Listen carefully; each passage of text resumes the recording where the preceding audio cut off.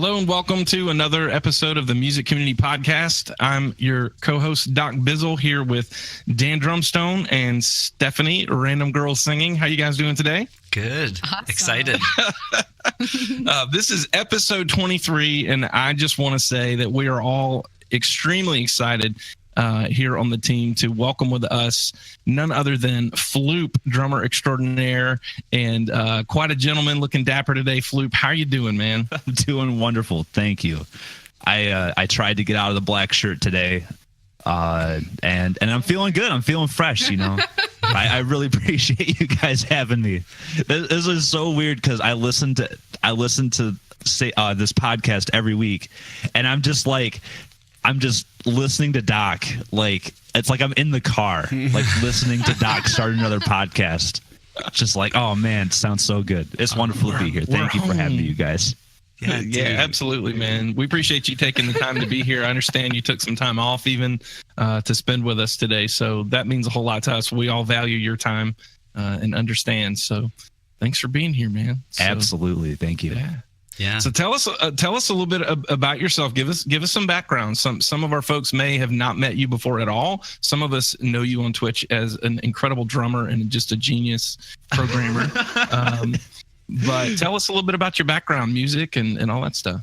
Yeah. So I feel like people have said that I've been tapping on things since I was super young. I've always just annoyed the heck out of people, tapping on everything. And yeah, I think that I've always been kind of like a drummer kind of at heart, but I didn't really get started until I was like 11 years old. So it was in the beginning of middle school, actually in band class, that I actually got my start with, percussion, I guess. There was like, there was like the xylophone and marimba. Oh, it's terrible. But snare drum and drum set, that's where, like reading music, no, none of that. It was all about just hitting the drums, man. So did that, followed that through school, and played in several bands. I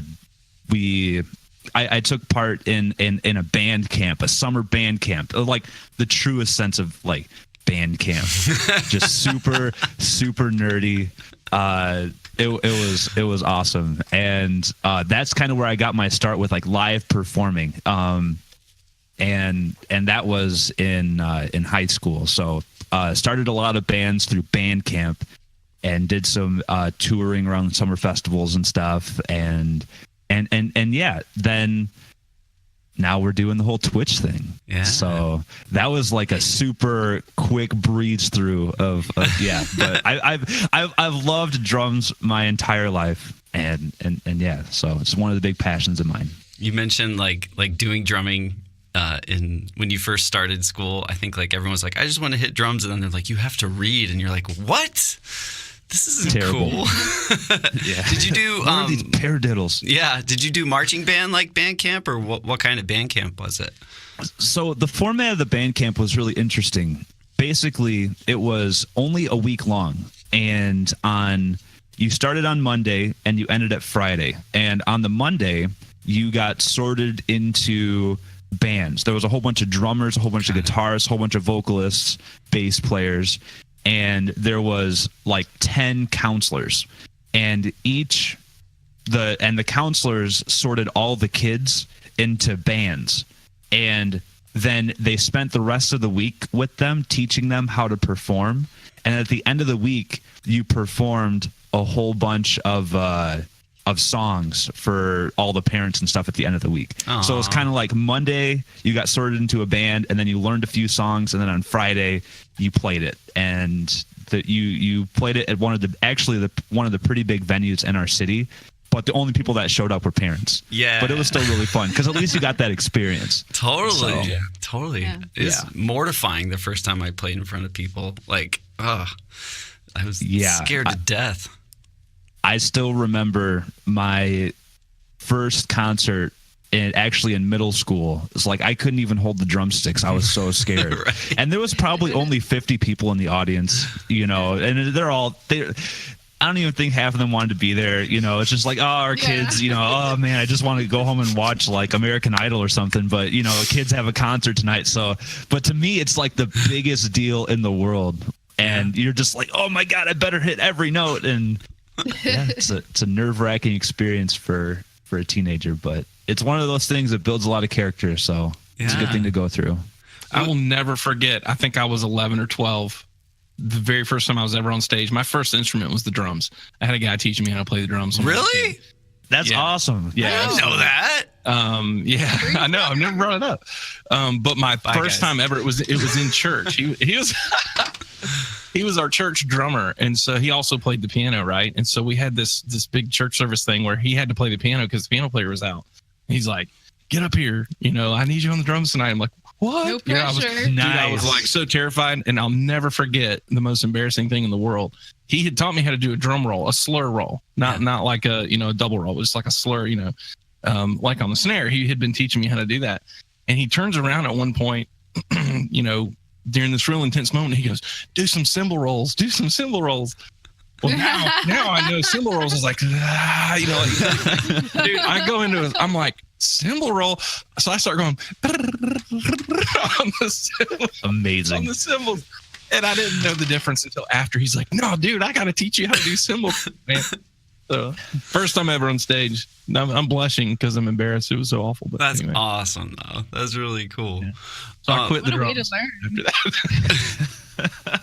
It's real life right there. Yeah. Now, I'm gonna go back timeline wise. So, you went to school, did music in there, and Twitch entered at some point with drumming. But was there a gap in your playing at all, like after high school or in college or?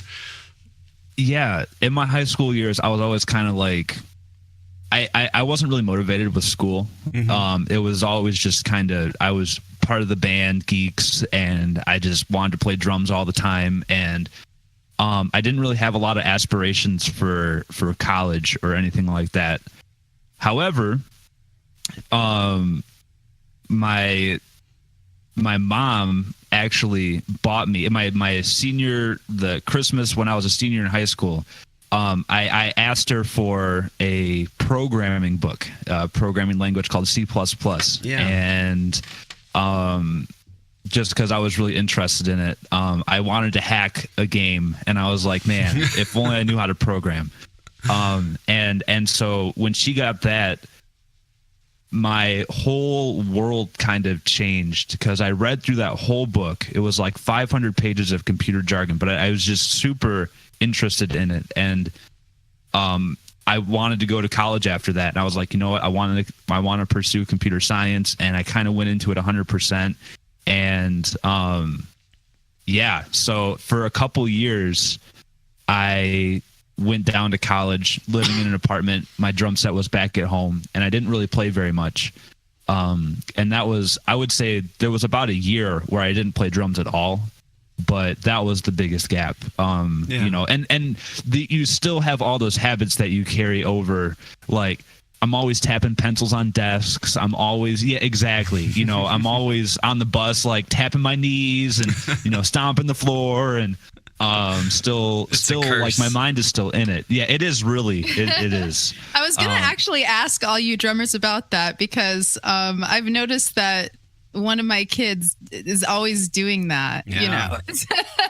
Were you guys always doing that even when you were kids? Absolutely. Yeah, I have really long, far back memories, but I remember we were in church once, and this was before I even drummed. I always wanted to do it, but I was sitting by my little sister, and I was tapping, the preacher's doing the sermon, and I'm like, I don't even know what I was doing, but she just looks over, she's like, "Do you need to do that right now?" Like, she must have been like 7 or something, and I was like, yeah.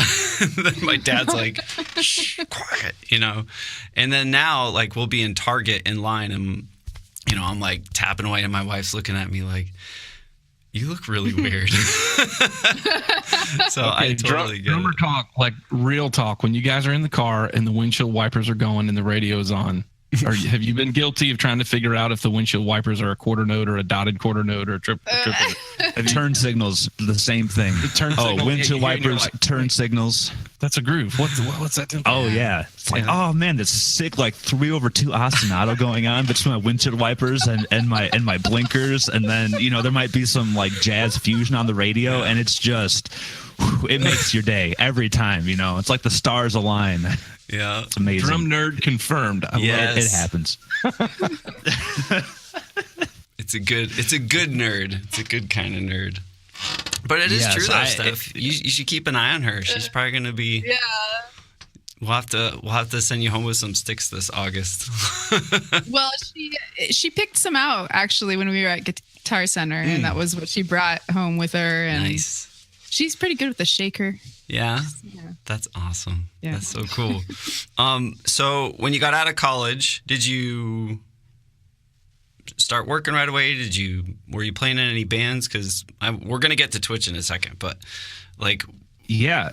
So when I got out of college, I immediately moved to the Seattle area for a job, and from there, I was again living in apartments, so I didn't really have a place to play, I guess. Totally new area, all that kind of stuff. I still have an acoustic drum set in storage, but I didn't have a place to play it. So, there was another, I guess, year where I didn't really have a solid place to play. But at the end of my college, career, I don't know how, for lack of better words, I started playing in the pep band, so I'd be the drum set player for all the basketball games. So that was kind of like my fix, I guess. And then so moving out, didn't really have a place to play, so then I invested in my e-kit that you see behind, Roland TD30K. And that was expensive. Put that right on a credit card and started playing. So it was great. That's awesome. Really quick, I don't regret it. What kind of acoustic kit do you have? See, I'm gonna nerd out. Yeah, I have it's a beginner set. It's a Yamaha. It's a Birch kit. Nice. I don't even know the model of it, but it's about over 15 years old. I've had it since the beginning. Yeah. And since I've played in garages and stuff, it doesn't really matter how it sounds. Yeah. So it's great. I use an aluminum snare. It was actually a snare that my dad got from an elementary school when my dad's a pipe fitter. And so there was just like a storage that they were just kind of like giving away stuff. And I got an aluminum that I still use to this day. That's awesome. It's super like, the overtones that you hit, it's like it's just like, oh man, it's amazing. But all my drums are really old, and I've just had them for forever, and I still really like them. That's so cool. With moving, I have my old Sonar kit in a box, and I just opened it up, and I'm like, oh, I can't wait to play this again. Like, just something about like your first instrument. I'm sure with Doc and Steph, you guys too. I don't know, like, it doesn't matter the quality, but it's like that sound, that was what started, and I looked back on it and I'm like, that tone or those cymbals, that really cheap B8, Sabian cymbal pack that I got totally influenced the tonality that I hear in my head to this day. Like, it's weird. I'll hear a B8 ride. I won't even see it. And I'm like, I know what that is. That's what I played on. So it's cool. Like, it doesn't matter the quality. It's just like, that's what shaped us as we started. I don't know. Yeah, it's the same thing with me and ZBTs. Like when I hear a ZBT, I'm like, yes, that was my first cymbal pack. I remember it. Makes me. Yeah, it's crazy because really you spend so much time with those instruments. There's those websites where it's like time wasted in a video game. Like wasted in Warcraft. Like, it's not time wasted, obviously, that we're practicing and playing. But if you added up all the hours that we've spent on our instruments, that would be really cool. I wish there was like an app for that, but sure Flewp almost has an app for that. Yeah, that's true. Watch his stream. If you watch Flewp, he actually has his digital kit connected to, I'm assuming you wrote your own program for doing this. Yep. But he has a bot or a program that counts how many times he hits the drums. Oh yeah, I have seen that. That is really There's cool. like- What's the current total? Do you know what the current total is? It just ticked over 17 million, and Oh my that's goodness. and that's just the drums hit live on stream. Right. That's so Like cool. that doesn't count practicing and stuff like that. So crazy, man. That is one of the most ingenious things to me. When I saw that, I was like, this is so cool. Even if you weren't a phenomenal drummer, the fact that you have something that different, like just sets you apart. It's like, man, what a way to use your ingenuity and the things you're good at in addition to playing drums to bring a fresh approach to, being a content creator. I think it's cool, man. Yeah, Thank you. it's for sure. cool. Well, let's talk about Twitch and where you found, how you found out about it and what kind of gave you that spark to start doing it. Yeah, I actually found out through, if you guys are familiar with the Penny Arcade Expo or PAX, in 2015. It was called PAX Prime at the time, but PAX West. I was there with one of my friends, Mike, if you're listening, shout out to Mike. And I'd never heard of Twitch before that, but it was advertised everywhere because they stream a lot of the panels and stuff on Twitch for PAX. So I would watch all of the panels that I missed on Twitch, and that's where I found it. From there, I went and just was going through the whole all the games, found music, and it didn't really click for me, like drumming to songs, until actually the first drummer I found was Exploding Pigeon Live. It now known as the American Pigeon, I think. Yeah. Or American. Seriously? Yeah, he changed his name. Yeah, and he wears I channel a lot. Yes. and he wears an amazing American flag blazer. Yep. And, I had no idea. No, he still kills it. I really enjoy his channel. So I found him, and then the next person I found was Thino TV. And it wasn't after a couple weeks where I found the 8-Bit Drummer, and I found SP Loves Drums, and I just found myself watching these guys all the time. I would just lurk. I didn't really have an account, but I would just sit there and I'm like, you know what? This seems like a really good opportunity for me to try online content creation. I've always wanted to try to do YouTube covers or something like that. I used to watch Cooper Drummer way back in the days of MySpace Yes. and all that stuff, 2007, whoa, oh man, another cool Linkin Park cover. And it made me really excited. And I've always kind of wanted to share something like that. I've always felt like I had something to share as far as when it comes to drums and passion for drums and all that. But also Twitch allows me to apply the programming passion of my life as well. So about October of 2015, I decided that I was going to start. And there was 3 months where I was just programming the beginnings of Flewp bot. And I would just program it all day, programming the drum counter, all this kind of stuff. And then I started in January of 2016. Wow. So yeah, that Happy was 2 kind year, of, man. Happy 2 year. Thank you very much. Yeah. So a little bit over 2 years ago now. Yeah. 2 years and 3 months. Exactly. Actually, it was January 20th. So, yep. The night before I started, or the couple nights before I started, I was going to start on the 18th, but I turned my computer on to stream for the first time, and my power supply actually blew up, sparks and smoke and stuff. I'm like, oh, if this is an omen, I don't know what else. It could be the sign, but it's then I just knew it was going to be great after that. So I, rushed a new power supply over. I had it all planned out in my head. Everything that I do, I feel like it's very calculated. That's awesome. I'm a very analytical person, behind the scenes, and yeah, so power supply blew up, rushed another one, started a couple days late, but you know what? We just did it. My first stream, I was like, it was just me. I told my grandma about it, and my mom, and grandma. I was just like, I'm just gonna play. And How did you explain that to your grandmother? I gave her the website, and I said I'll be playing drums on the internet.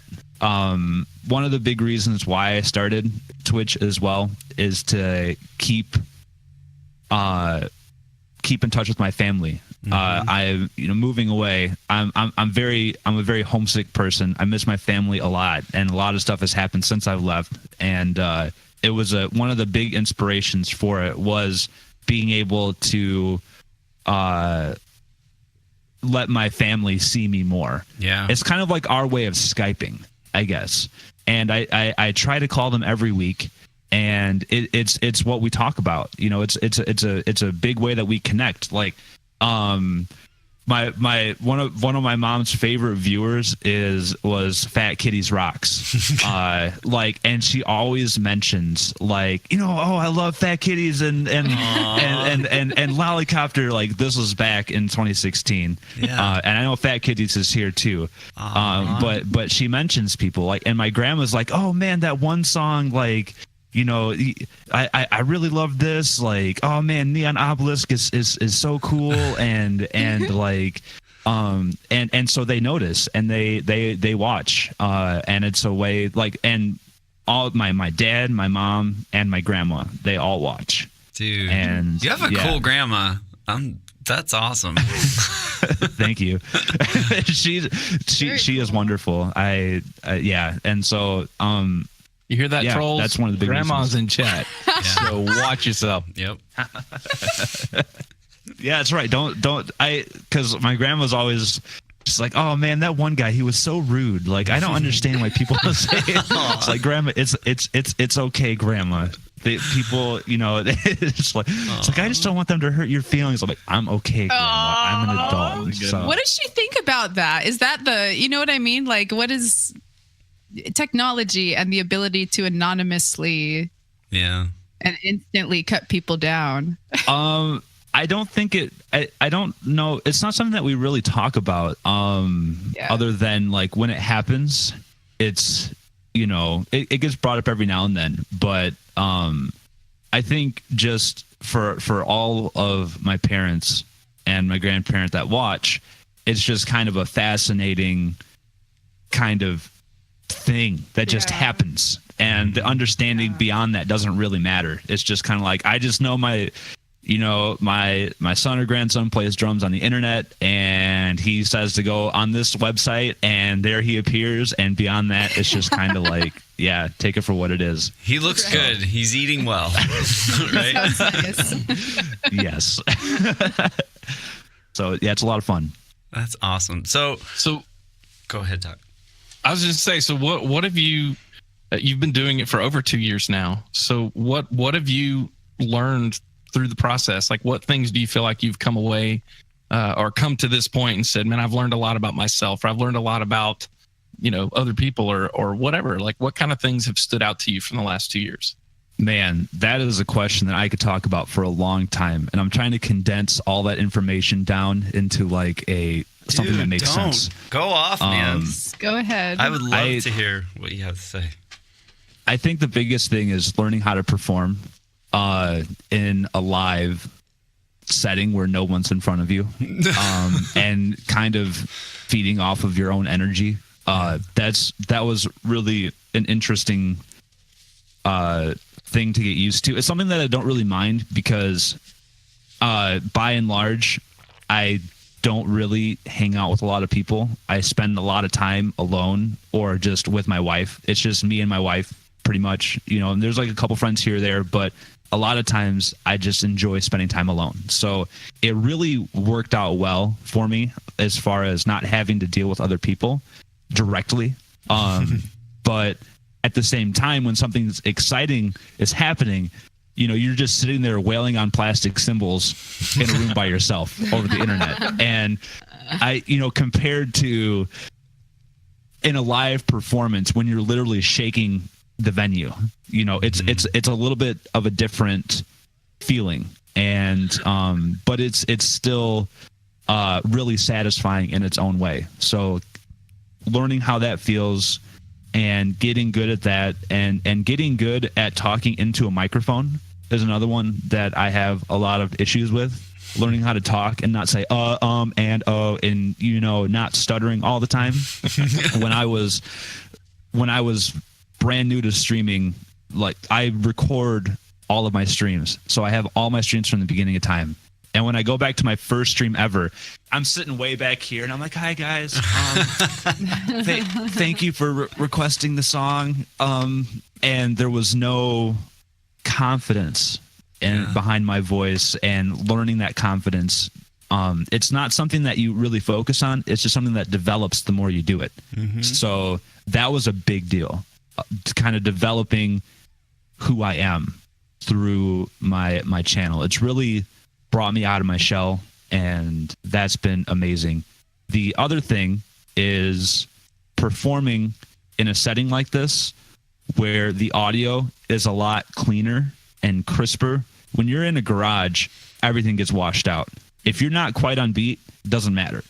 But if you're listening to a song straight off of YouTube and you're just playing, perfectly compressed electronic drums, and all this stuff is perfectly equalized and stuff, you can really hear when you're not on.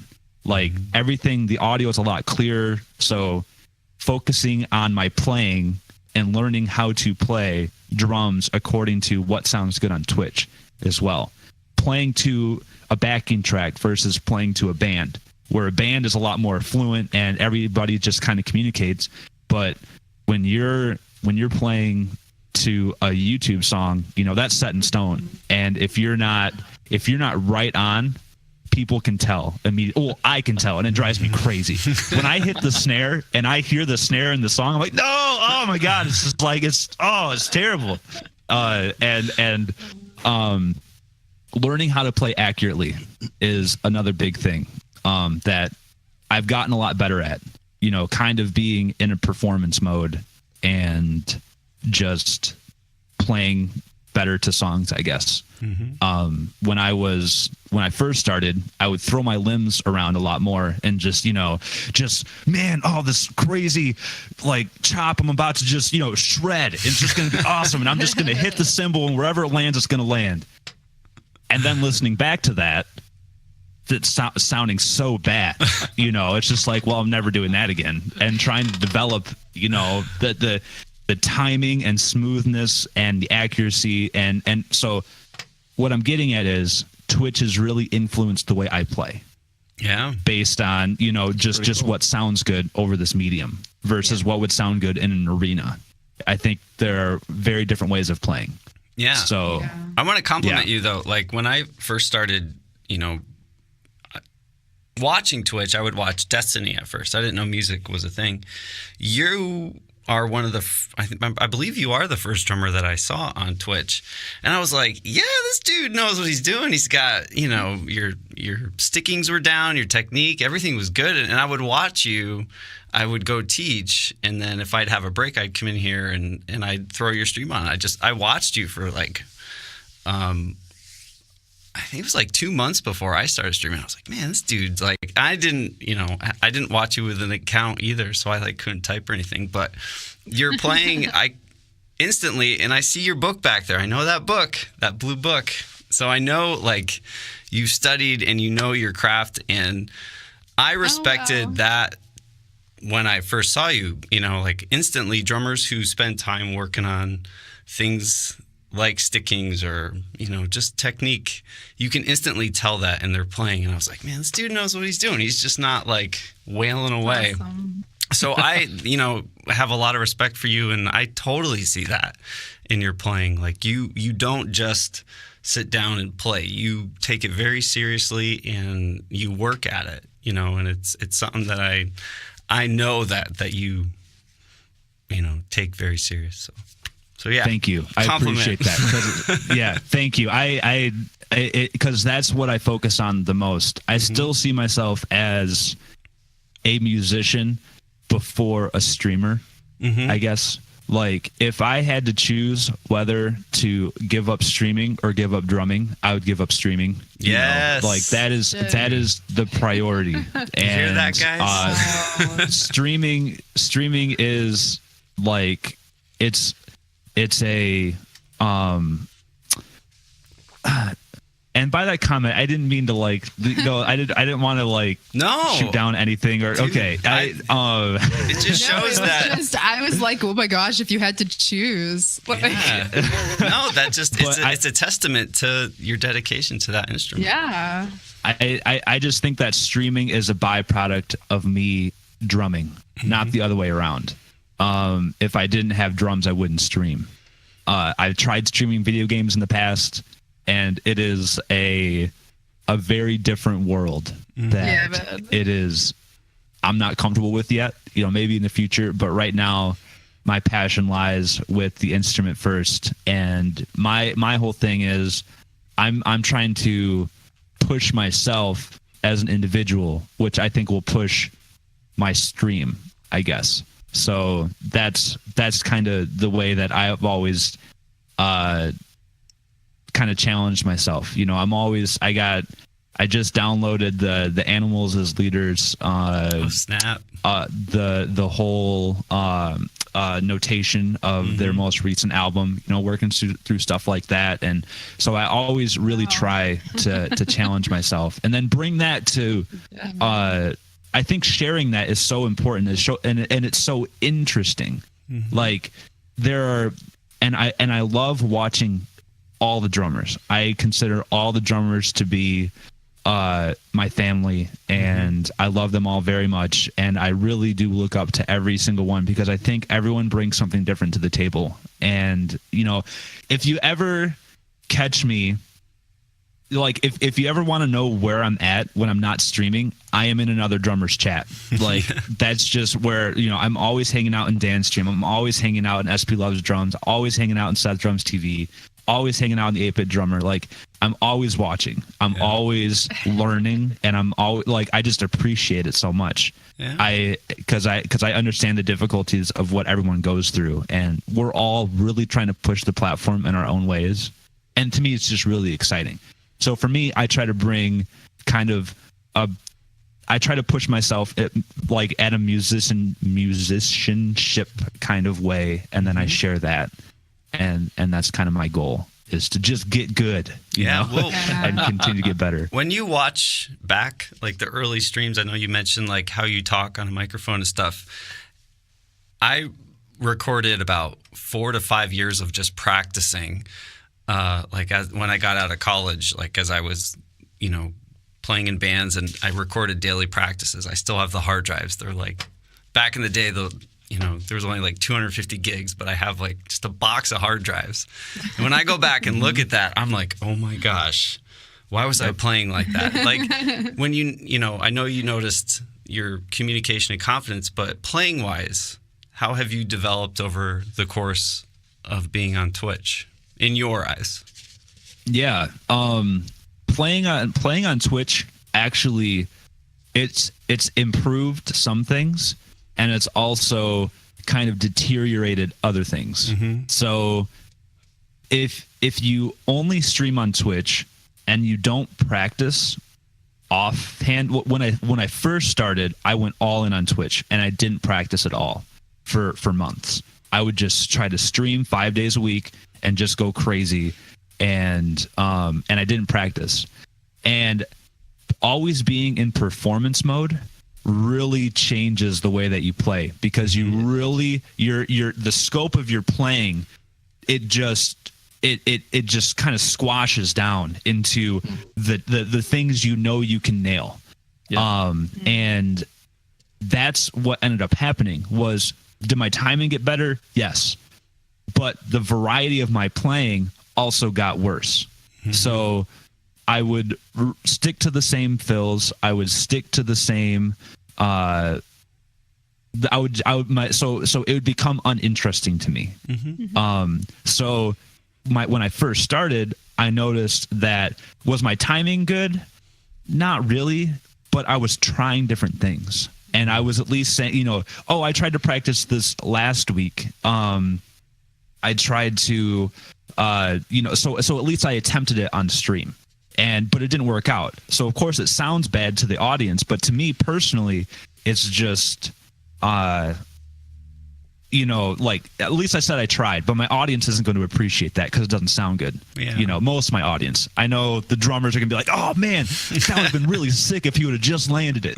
Those ninelets, bro. Yeah. It's, so anyways, I totally feel that, Flewp. I totally feel that with you, man. That's it's the play it safe. It's exactly what, you know what I'm saying? It's what you do and what you can nail. I went from playing the guitar, leading a band with the guitar for 10 years in a row, playing the guitar 4 or 5 days a week for hours at a time. Since I started streaming, I pick it up once a month for like 10 minutes. And then I'm like, no, I'm better at the keyboard, so I'm not going to do that. And people ask me even in my streams, like, why don't you play the guitar? I'm like, because I can do this with more confidence. I've even said that, like, I just am better at this. I'd rather do this than flub around for you on the guitar because it's not my primary, But, hearing you say that, though, challenges me, though. It challenges me in a way to say, well, dang it. If that's the case, it doesn't have to be that way. Maybe I need to stretch. I love watching you guys say that out loud and then have to reassess it because, like, I don't have time. Well, I should rephrase that. I haven't made time outside of streaming to practice for the most part. Well, you've been in pre-production mode. That's a sense of practice, though. Yeah, that is. I've been doing that a lot. Yeah. But, like, before that, I really, to be honest, I wasn't. And it's like, I just goof around and I look dumb. So, it's like, well, but I just do. Like, I just do look dumb. And then I go back and there's cringy moments because I'm like, well, I wasn't at my best. And then I'm like, well, I never really tried that before.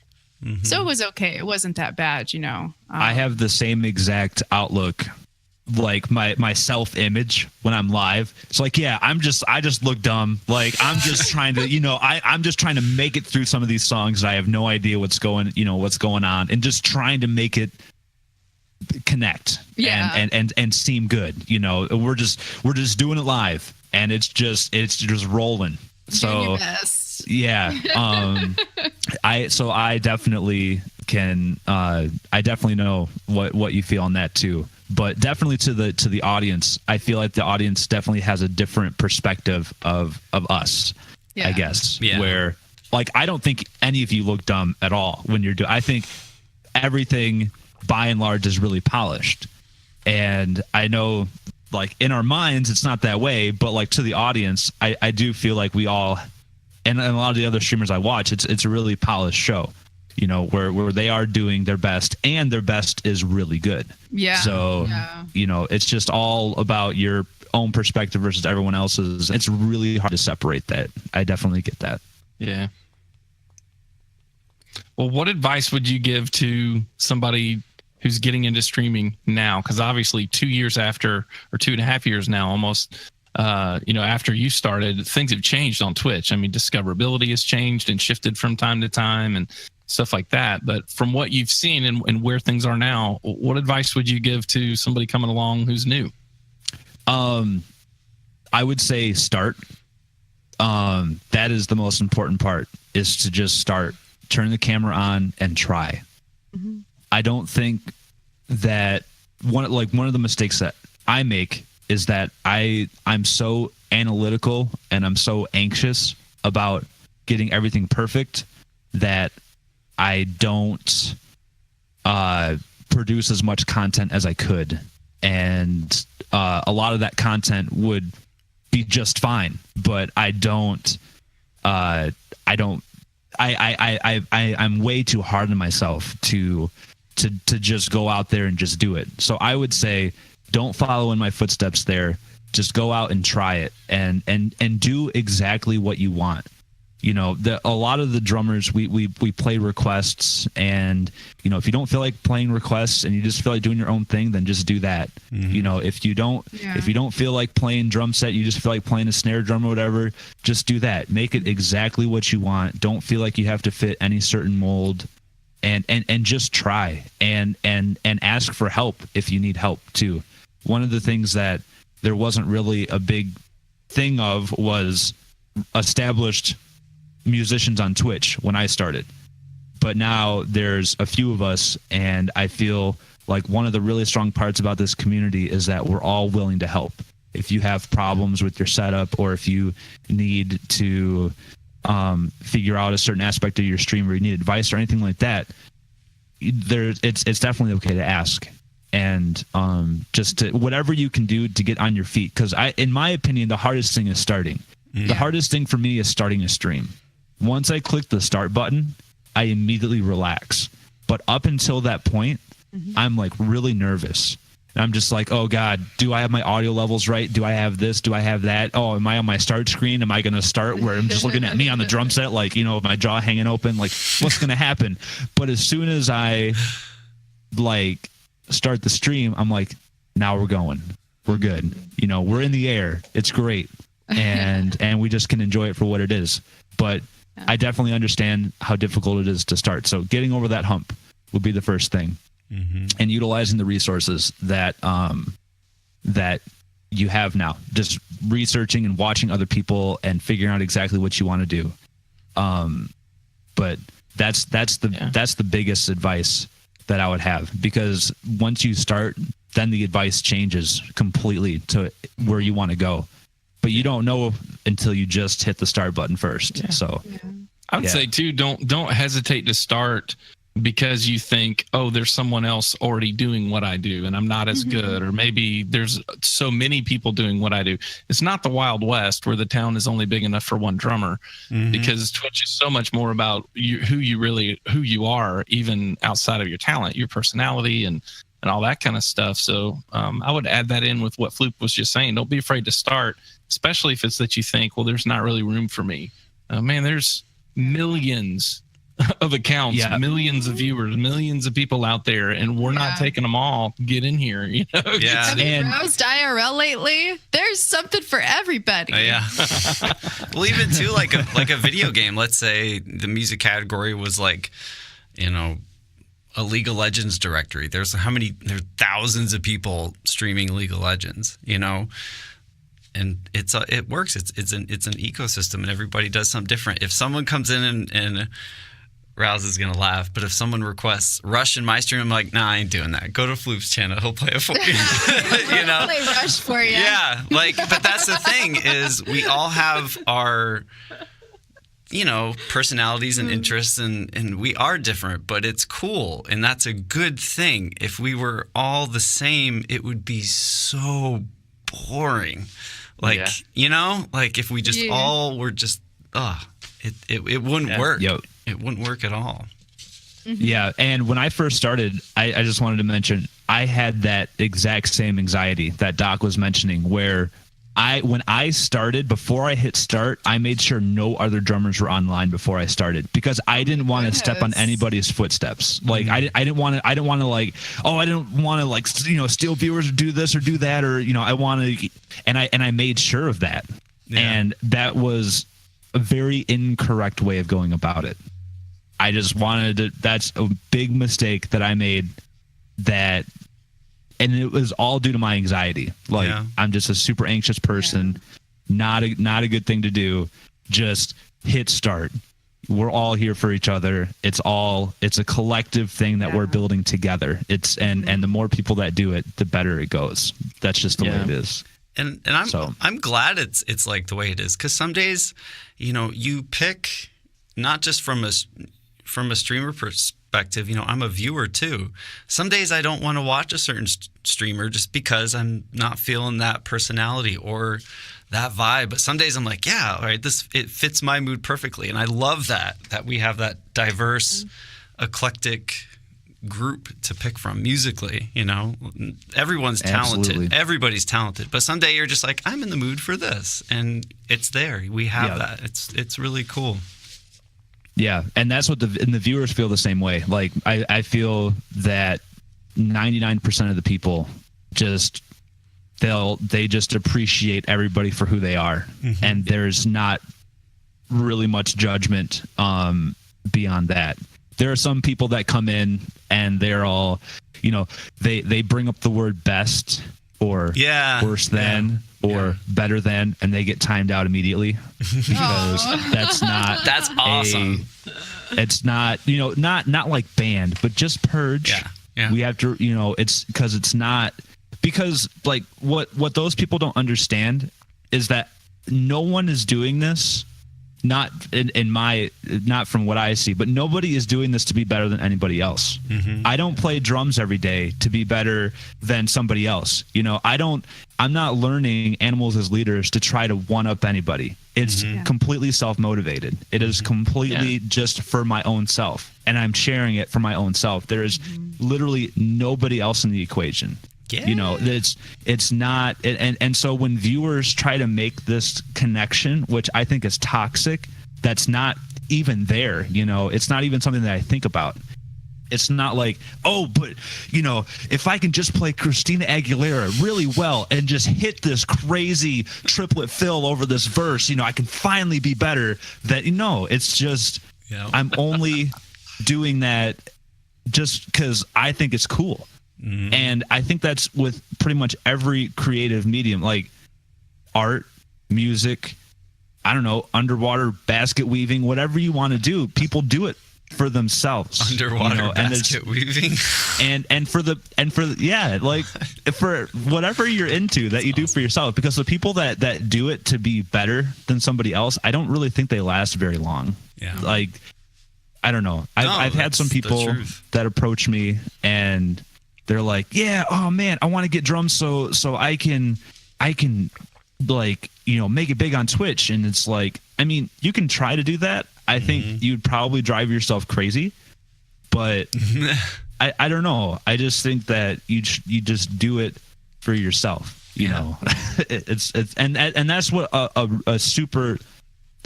huge majority of us that's our thought process. Mm-hmm. We only do it it's for self-improvement. That's it. Yep.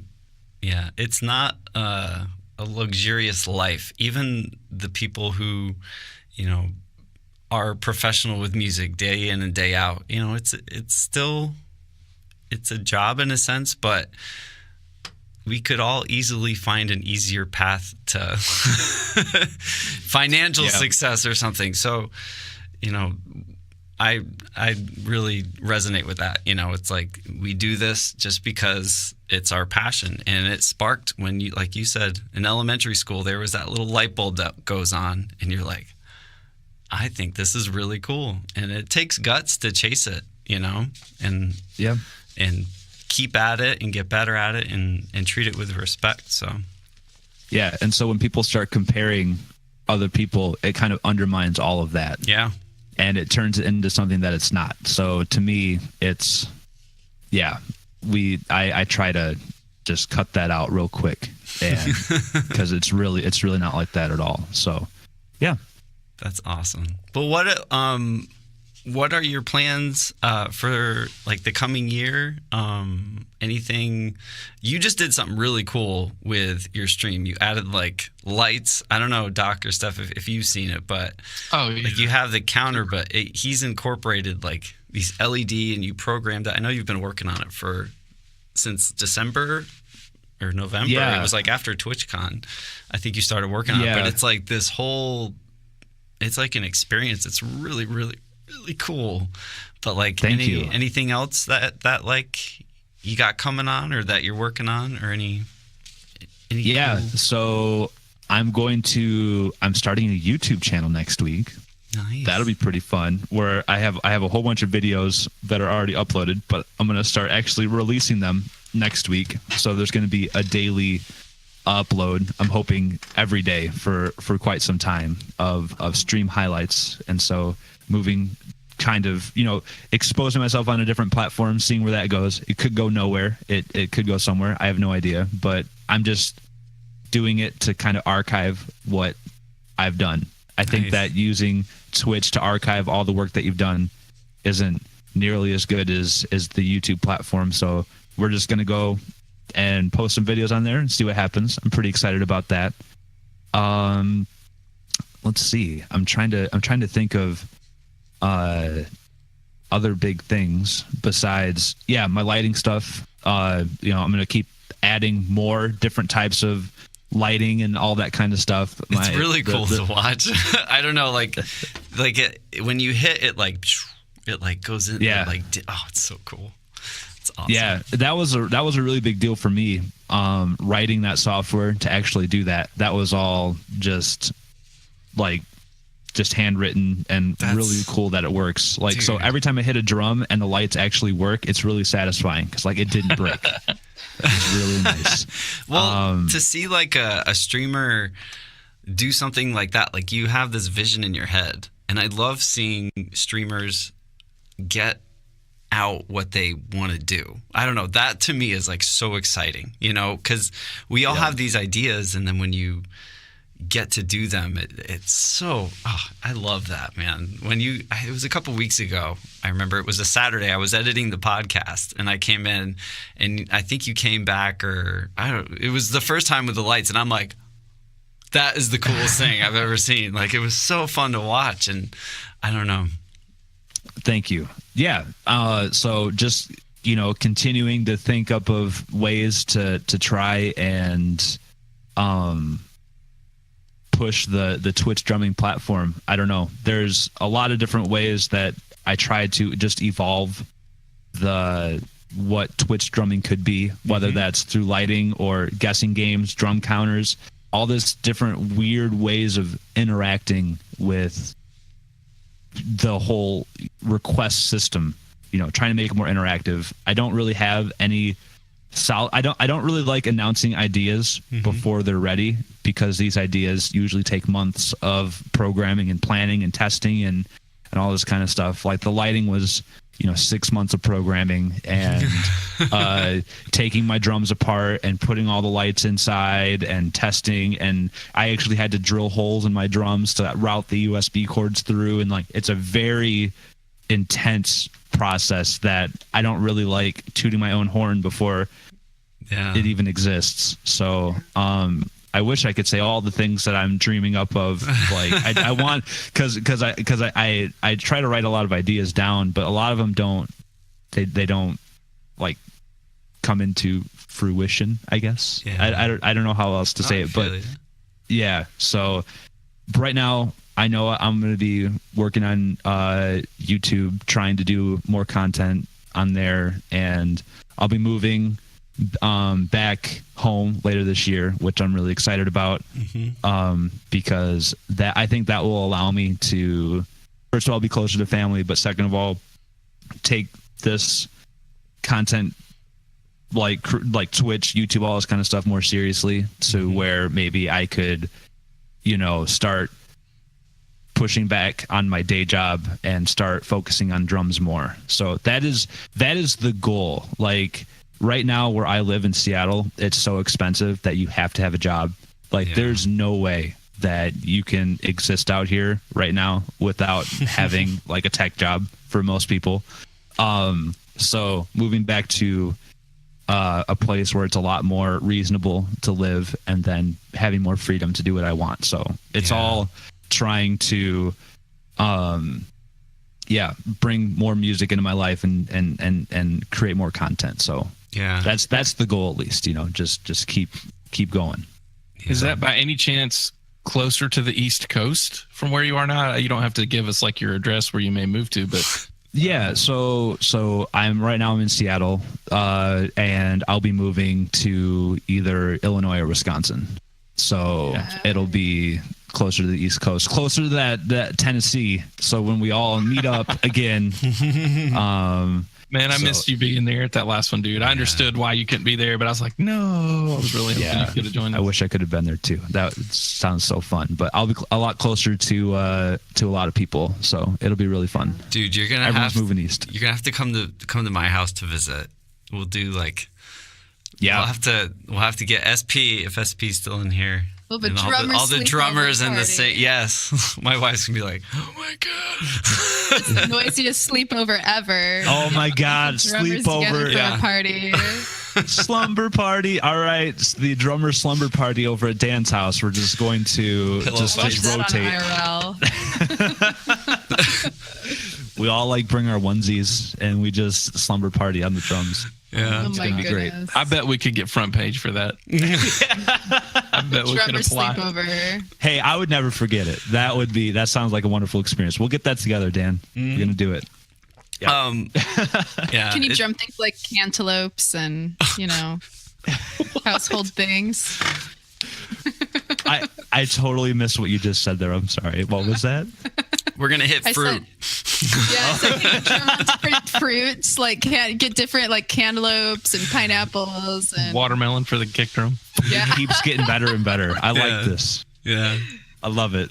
Well, like, just to like get real for a second, like you mentioned moving, just in general, it's really awesome. Platforms like Twitch and other ones where musicians can do what we do. Like Flewp, from a drummer's perspective, we kind of need other people to do something. That's what attracted me to Twitch was I could do something by myself, and not rely on another artist or whatever. And that was huge. But like just the fact that we can kind of put out there our ideas and there is some kind of growth just from an individual's side of things. Like people, worry about like the viewership or, how much they make or whatever sometimes. But I think we all kind of forget from time to time how lucky we are to be able to do something like this, on a daily basis and grow as artists and as people. So like you saying that, like I can't wait, man, to see what you're going to do. It's like just, I know how hard it could be to work a day job and you have all these other things, but in the back of your head, you want to do more streaming or you want to focus on in these other areas. And to be able to shift focus like that, that's huge. I think that's really cool. So the fact that Twitch allows us to be our own like boss and you can just be a drummer, I guess. Yeah. Like that is like you hit the nail on the head where in the traditional sense, drummers have bands and they play for other things or they're a studio musician, but a lot of their business relies on other people creating, actively creating music and then you being selected to partake in that and all of that. And now Twitch gives us the control, this whole platform, our whole format. Now we're in control and that is a huge, huge benefit. Yeah. The fact that I don't have to rely on someone to show up for practice before I stream. But I'm wondering at what point it'd be cool if you could do that. Like there's already some online platforms that allow you to collaborate in real time. But I haven't seen too much of that on Twitch in the form of getting different musicians together to collaborate. I mean, when we were at TwitchCon, Flewp, you were playing for like hours on end with all kinds of different musicians and even playing something like Rock Band virtually with all of your friends would be really, with like, that would just be really fun. So I just wonder when technology is going to catch up with like the community that's already there. I want to do things with other people on Twitch. Yep. I want tech to catch up with what I want to do. I know people I'm not a programmer, so I know people are attempting it. Stoosh, I don't know if Stoosh is here or not, but he's worked on some stuff, but it's like, you get into these latency issues and it's like, it'll happen. Like you said, it will eventually catch up, I think, but there's people trying it. Yeah. Another thing that I've seen that's really cool is I'll see like Seth Drums TV play along with Doc. Yeah. And that's really cool. But the thing is that it's a one-way thing where Doc can't hear Seth.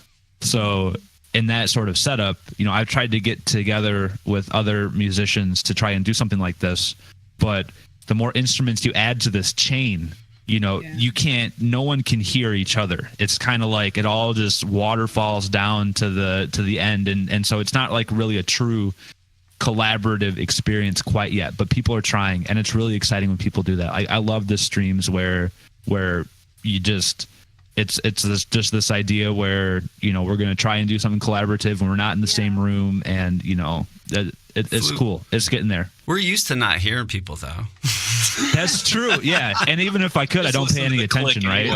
I'm just like a virtual mixing board in real time. Yeah, that'd be cool.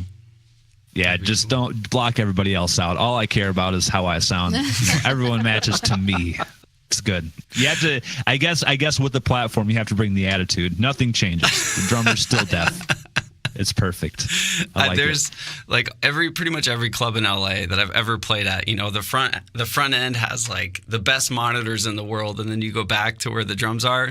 I'm like, all right, no monitors again. That's fine. Just angle the cabs at me a little bit. Like I never hear. You never hear anything. It's such a luxury to have your own monitor just sitting right. Oh man, perfect. Very true. Steph, you want to lead us into some of the chat questions? I don't know if you had any questions first before we open up the chat as well for Flewp. Give everybody. Yeah, I don't know. Yeah, this is the part of the podcast where we would generally take some questions from the chat or talk about Twitch happenings, talk about Twitch and live streaming in general. Shoot the poop. I also want to. Sorry. Okay. I want to mention the Stream On competition. Yeah. Again, I know that's mentioned a lot, but I've been following that. And man, Trevor is doing a great job. Yeah. I love watching him and all the stuff that he thinks up of. Like he is really representing the music community so well, and he's doing so well for himself. So I would highly recommend that people check out his stream 88-bit music and the Stream On competition, because he's in the top 6 now. And he made it through yesterday. Great. It wasn't even down to a vote with him yesterday, so it's going to be getting more crucial that people get involved in. Funny because he's a musician, he was sort of considered to be the underdog going into a gaming competition, but it's like, dude, musicians, games, hello, like it's geeky, it's nerdy, we do it, it's something we enjoy. So, and he's so creative. He's just he's got creativity like flowing from him. He's so off the cuff. It's amazing. He's incredible. I will be honest, I have not followed it because kids and things, but I will make an effort. I'll do it. Yeah. I'll make an effort. Yeah. But that we have a question. Hold on. My eyes are terrible. I'm like the worst. I see the question from Angel's Piano. Like to know if those of you who are partnered with Twitch have requested the removal of the exclusivity clause. Music is a plural artistic expression, and tying it to a platform might not be a good decision. It's not an influencer, and it's an artist. What's your point of view on that? Well, first, I'd like to clarify what the actual rules are per most contracts that, at least mine, that I signed as a partner. The exclusivity contract basically states, at least for my contract, that I cannot stream on multiple platforms at the same time. I could stream on Twitch, and then right after my Twitch stream ends, start a new stream on a different platform. Or after 24 hours, I can upload a VOD of my performance to another platform. But outside of that, I don't think that there's, at least for my contract, I don't think there's any other exclusivity. I think they're all the same for the most part in that regards. The affiliate contract is pretty much the same as the partnership contract with regards to that as well. I think the language is the same.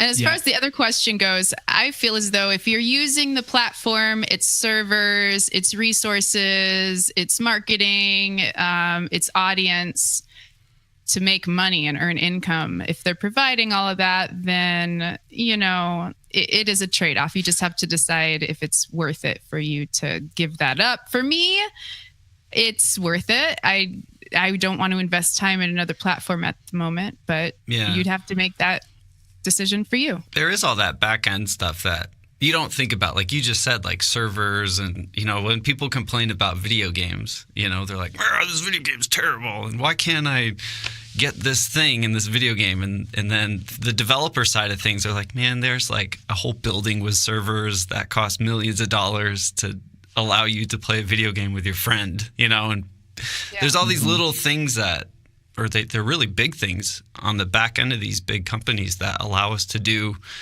that little, just hit that button. And like you said, we have access to something that took a team of thousands of people to prepare. That is kind of crazy. A lot of these sites get shut down. A lot of these live streaming sites don't have the longevity that Twitch has. Yeah. And so, we do have to keep that in mind, though.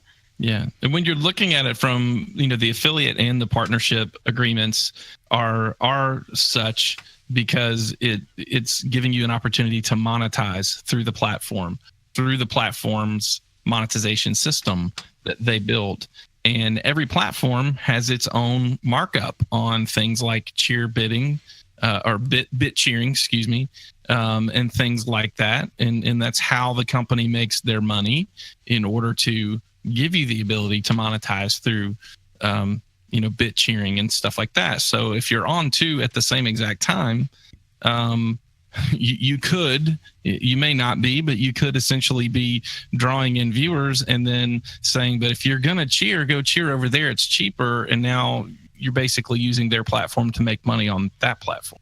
Yeah. So I could see why they would want to at least safeguard themselves that way. From a business perspective, it makes sense to me. Mm-hmm. Yeah. I think that it only being able to stream on Twitch is definitely okay as well. And for us, for my contract, it's 2-year contract, and then it gets renewed every year after that. And yeah, so I'm totally comfortable with this platform. I believe in this platform, and I think that the best thing that I can do as a, first of all, like individual content creator, and then as part of this kind of Twitch music effort, is to just contribute on one platform in a live music setting. So I don't know. I'm totally okay with that too. I'm okay with only streaming on Twitch. And so, yeah. And if it doesn't work out 2 years, in 2 years or a year or whatever, then you can reevaluate. But yeah, I think we're all okay with it. Very good question. Yeah. Flewp, this question's for you. SP Loves Drums asks, what's your favorite sticking? I'm using my drum nerd voice. so Sean, my favorite sticking is paradiddles. Nice. I love paradiddles and paradiddle diddles and so leave out the flamadiddles, man. Yeah. Oh, flamadiddles are good too. These real things. Steph's like, oh my god, these actual things. So for the non-drummers, usually when people think of playing drums, you alternate hands, right? So right, left, right, left, right, left. But a paradiddle is you go right, left, and then right, right. And so it's a single followed by a double. And then you reverse it. Then you reverse it with your left hand, left, right, left, left. Yeah. Okay. So usually what happens is when you start that rudiment, that first right, it lands on the downbeat. So you just, if I had a metronome and my drums were hooked up, I could explain it, but that's beyond the point. Steph, I'm not playing on your record this summer. You're going to do it. You just did this thing. You got this. No. Oh, Steph learns paradiddles. Yes. I would watch that. Yeah. That sounds like a great content. That's like me trying to learn how to play guitar. It sounds like a whole series on YouTube. I mean, just the word paradiddle. I feel like that has interesting connotations. I taught my wife a beat. My wife can play. Like, she's actually really good. Like, Your wife paradiddles? No, like, she plays beats, like actual drum stuff, and she could do paradiddles. That's awesome. Yeah. But Nice. She came when we first started dating. We had a rehearsal lockout with the band that I was playing in, and it was down in this, like, the shadiest part of the valley, right? Like, after the sun goes down, it's like you're gonna get stabbed. Like, you just go down there with like this, something could happen to you, right? It's this really shady rehearsal space. And we had first started exciting. dating, and I'm like, yeah, we're gonna have band rehearsal. You want to come? And she's like, yeah, totally. And I was like, oh god, she's gonna dump me because this is so shady. You know, there's like 50 bands playing in this huge warehouse, and they're all like, you know, smoking, and it's all like just it's band territory. She's like, I'm gonna marry that man. Yeah. So I did something right, but like she sat down and like the first time she's playing beats, I was like, all right, That's awesome. That's really cool. Yeah. Yeah. I still have to teach my wife how to play. When we first started dating, she was interested in it, and then it kind of faded. I think I don't know. We just have to get back to it. But and why I like paradiddles is because if you can offset the paradiddles. You can start it on the upbeat. You can start it on, you know, a 16-note offset. Mm-hmm. I think it's really good for your mind to be able to understand how your hands can articulate all those different kinds of patterns. It's kind of hard to imagine if you don't actually like play drums. But if you learn how to do paradiddles and you learn how to do them at every different offset, and if you learn how to do them in like a triplet sort of timing and start doing all these different things, you can really do some very interesting sounding things that they sound a lot harder than they actually are. So the options there are just so limitless, and I use them everywhere in my playing. So that's just what I like. They're like if not that, then single strokes. Yeah, they're like modes for non-drummers. Yeah. If you're a musician, did you say commodes? No, like scale modes. You know, it's just different variations, different colors. But so, would you recommend that an aspiring drummer go into piano first or drums first? I would tell an aspiring pianist to learn a little bit of rudimentary drums first, because the rhythm makes so much more sense when you learn the rhythm before you start trying to put it to melodic notes. That's what I mean, just from my own experience. Interesting. Yeah, I also think when getting started, I think you should do only what inspires you. I think all of us pick up something because we are really inspired by a certain song or something. I would say go towards that first. So if you play piano and you want to be like your favorite piano player, but you don't want to learn how to play drums before you learn how to play piano, like go and play piano first. But I totally agree with Doc that learning, you know, the rhythms with your hands is a great way to enforce your coordination with piano.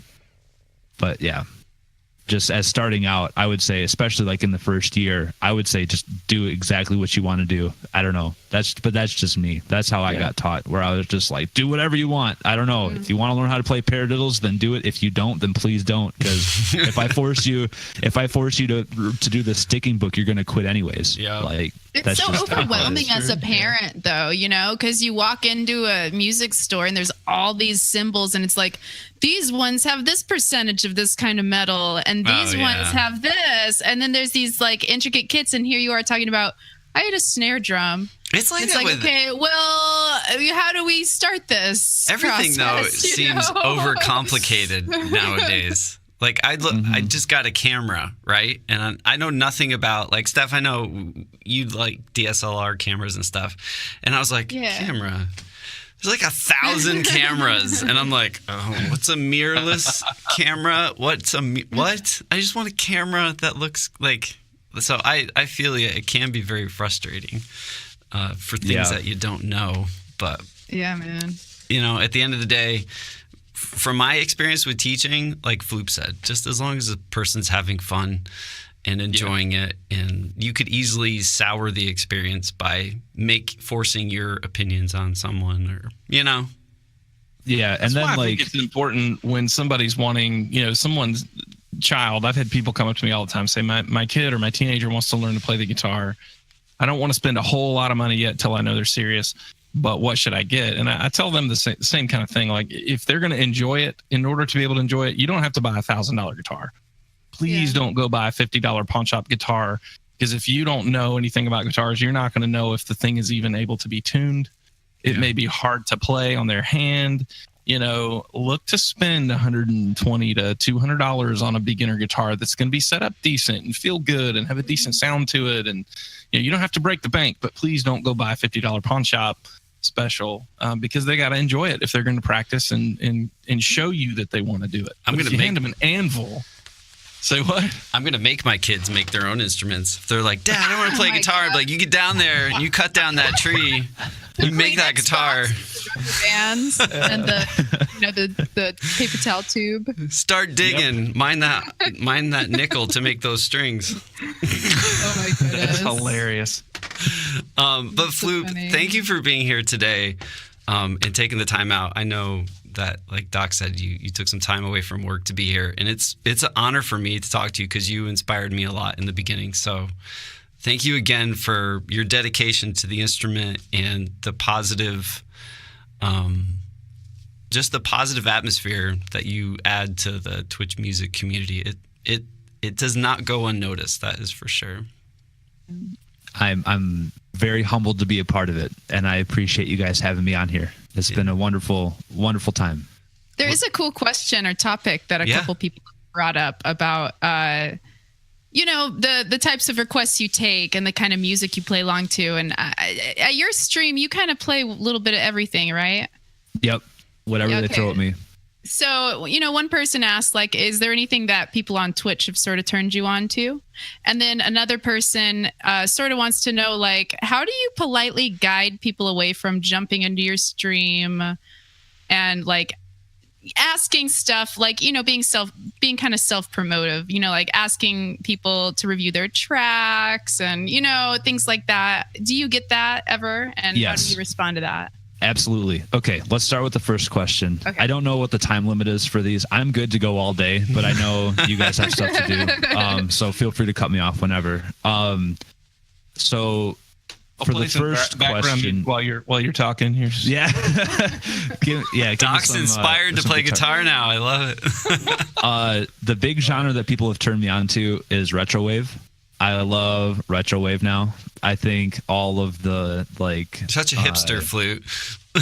Yeah, I know. Like Carpenter Brute and Scandroid and if you guys aren't familiar with retrowave, I kind of my kind of like transition band into that was kind of Pendulum.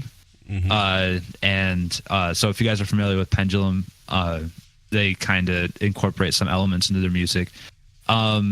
There's been a lot of really good progressive stuff that I've enjoyed listening to as well. But there have been some amazing artists that I would have never found, and they span across all types of genres. So that's the short answer to that question. As far as guiding your stream, so I think this works differently for everybody, but for myself, I'm a very anxious person and I don't like saying no. And one of the things that caused me to kind of burn out of streaming at the end of last year was because I got really tired of playing stuff that I didn't want to play.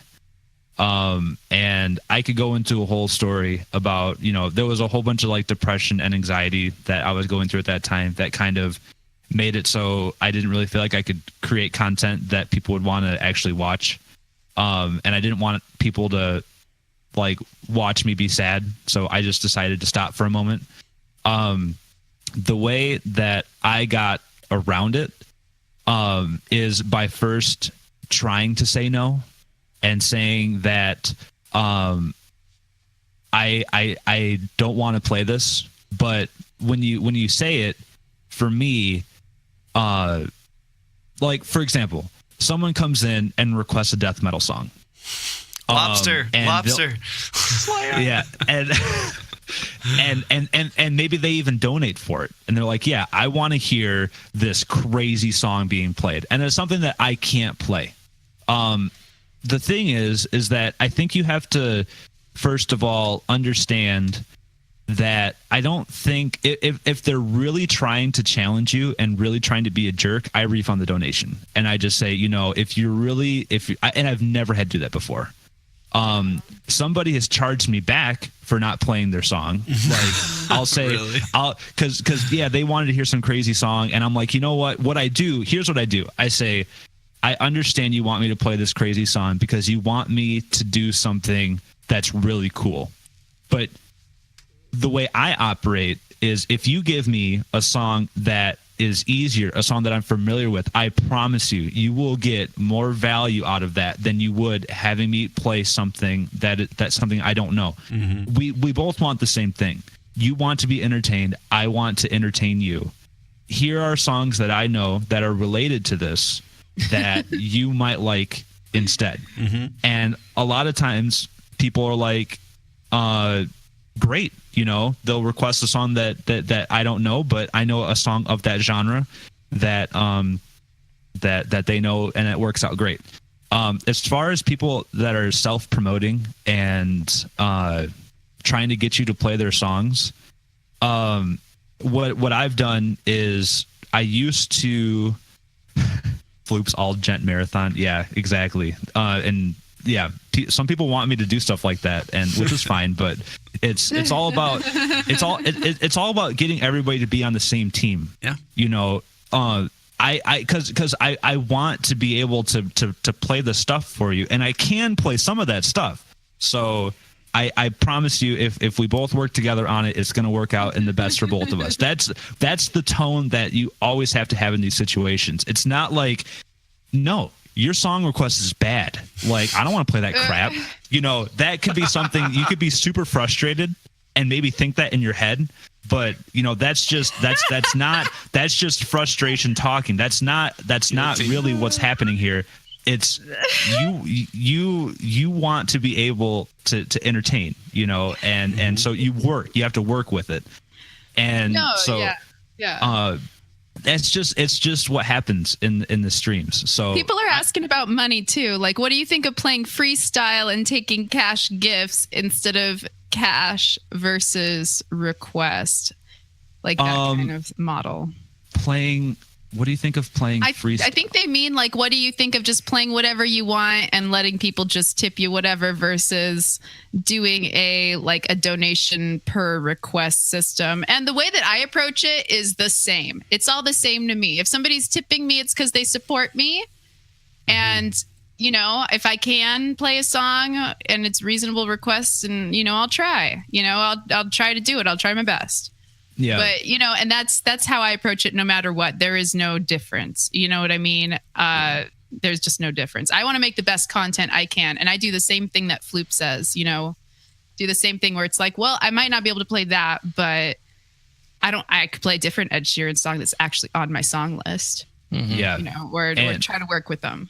Yeah, and as far as what I do with if there are a lot of donations or subscriptions in a stream, what I'll end up doing is, first of all, they're donating. In my opinion, they're donating because they want to support the stream. I don't think a lot of people donate because they want to take over and because they really expect their song to be played. It's more of the mindset of you donate to support and I thank you by playing you a song. Now, when I am in my groove and things are going great, and maybe we're on a total NSYNC crazy, we're in sync, Backstreet Boys going awesome, and then someone requests, they donate and they request some like screamo band. Usually what I'll do is I'll say, you know what, I that would be a really good song right now. It wouldn't be a really good song right now. I really am in this groove, and people are really understanding about that most of the time. And if I can't get to their donation request because of that, then I will play it the next stream, or if they get really upset about it, I just refund the donation, because the whole the base of that donation is wrong. Like if they're donating to take over my stream, it's not about money. Yeah. So it's that's the first thing. Like you're doing it to support me. You're not doing it because you expect for what me you've to do already something. done. They're expressing gratitude for the value you've already brought to their life. That's right. Exactly. And a priority request in my channel, at least, a priority request is not something that's bought. It is something that I'll give as my way of saying thank you for donating. A certain amount are subscribing, and depending on how busy things are, sometimes, I'm able to get everybody's priority requests done in a timely manner. But if there's a little bit of a flurry sometimes of resubs or something like that, I tell everybody, I'll get to your songs as quickly as I can. But it's my way of saying thank you. Requests, I view, and I saw Angel's Piano type this earlier, and I like this word as well. I view the requests as suggestions as well. Yes. It's like, hey, you're letting me know what you want to hear. But if I see something on the list, even if it's from my song list, there's times where I'm like, I don't really feel like singing that one right now. And so it's more of a suggestion list. But in order to say thanks for those donations, I'll say, hey, you know what?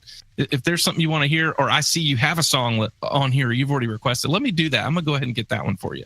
Yeah. So, and I also want to bring up one more thing about this, is that because this really does affect me like a lot when people like you think all these expectations are tied behind people just viewing your stream.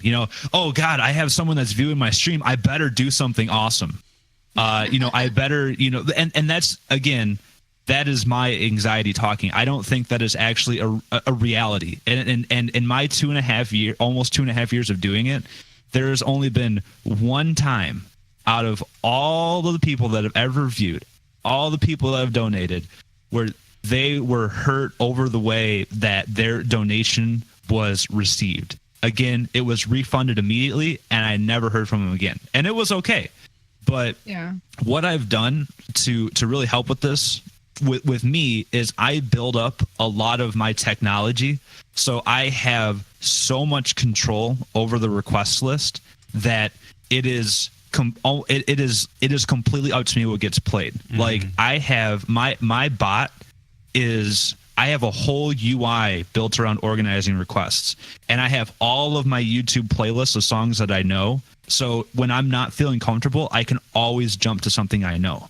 And I can, and it's just so for me, being a really, really anxious person, that really helps me out. It really calms me down. So that's how I get over it, is I have all of my music laid out in front of me that I can always jump to. Like, oh man, this really, like, for example, this really great pop song was just played, and I want to play more music like it, but I don't have any of those requests in the list. Yeah. What I'll do is I'll jump over to my pop playlist, and I'll play another one of the pop songs, and I'll express, like, man, I'm really loving this request right now. And people will change their requests. Like, if you request something that is the genre that I want to play, I will promote that request. And people are like, oh, sweet.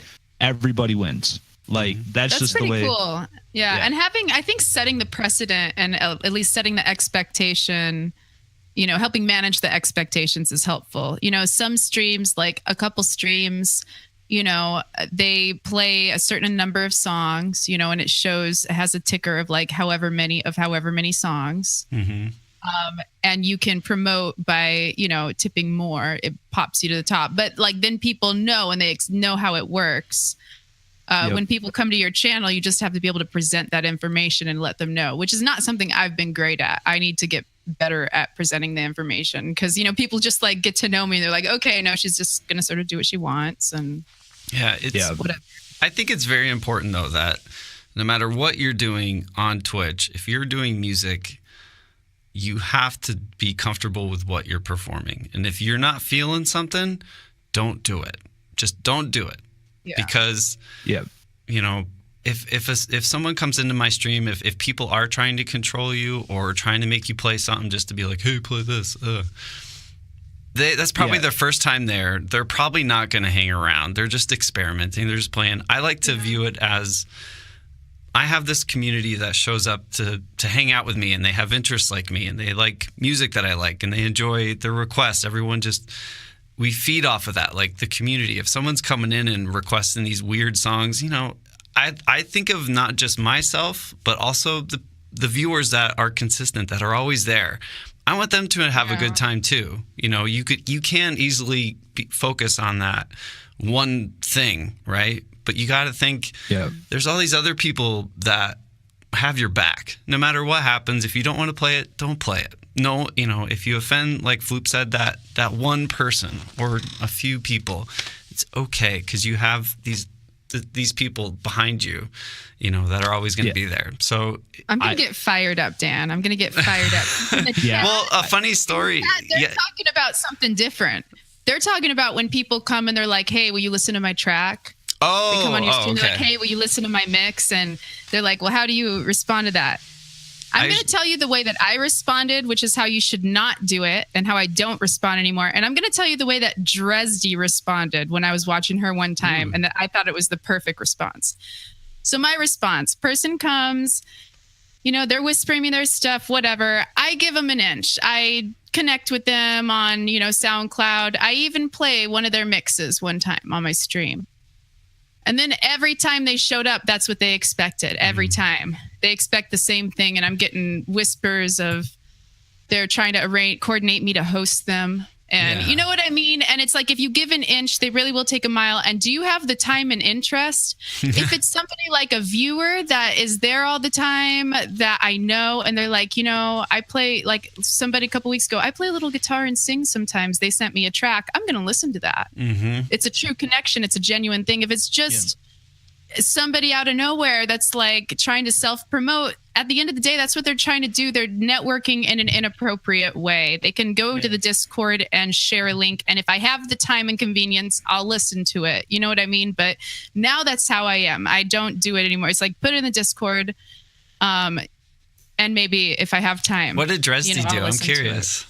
So what Dresdy did was, it was something different. Somebody, it was like a producer came over, or somebody who said they were producer, and they were like, it was still a collaborative thing though. They were like, hey, I would really love to like sample your voice or something like that. And she said, yeah, there's a lot of people on Twitch producer that say they're producers that want to sample my voice. Everybody's a producer now. I mean, she wasn't mean about it, but she was just sort of like, that's a common thing I hear. That's awesome. Is the way that she put it. And it's like, that kind of spoke for itself, because it's like, she's got 150 people in there watching her. Yeah. And it's like, you have to take a step back and look and realize like, wow, this one person might have kids, might have a job, might have things to do, might not have literally 5 minutes for me outside of this. Especially when all you've done is show up. To me, all you've done is show up and ask me to do something for you. And not to be mean, but most of the stuff that people have sent me, I listen to and I'm like, this is terrible. Like mix-wise, or Dan. I know, I'm going to say it. I'll say it.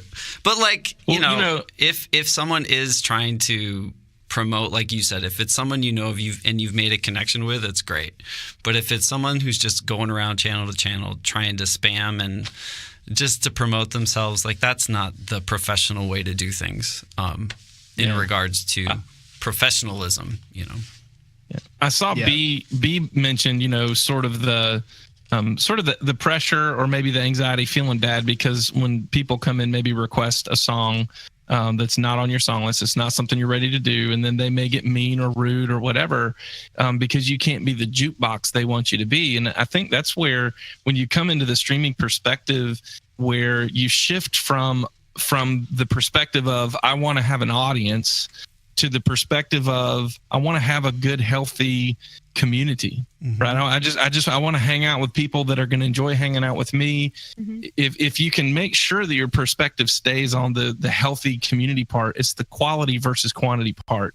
I've talked about that before. Focus on quantity and focus on quality. Quantity will come over time.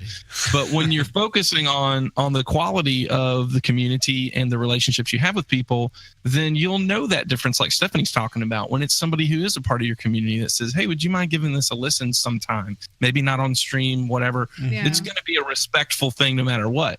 If it's just that audience and it's the passerby who's looking for a jukebox, try not to feel bad. I can't just tell you don't feel bad, but try not to feel bad about that. About if they get mad, man, dude, you're not family to me. I mean, I love you. I wish you were, maybe, but their happiness as an individual and resiliency to bounce back from you not listening to their stuff is that's their problem. You know what I mean? It's like to some extent you're there doing what you can do, which is playing music for people.